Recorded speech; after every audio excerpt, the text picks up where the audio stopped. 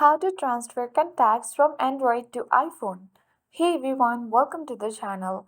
This is Rose and I'm here to guide you on how to transfer contacts from Android to iPhone. Watch the video till the end and without further ado, let's dive right into the video. First of all, launch settings on your device. Scroll to the bottom and select users and accounts. Now select Google account. Make sure that your contact sync is enabled. After that, on your iPhone, you have to go to Settings and then tap on Contacts. Select Accounts and tap Add Account. You have to choose Google and sign in with the same account used on your Android device and make sure the Contacts toggle is turned on. After that, your iPhone will automatically sync the contacts stored in your Google account.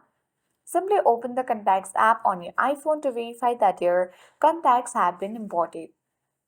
So, in this way, you can easily transfer contacts from Android to iPhone. Hope this video helped you. If you are new to our channel, hit the like button and subscribe for more tech and tips videos. Thanks for watching and see you in the next video.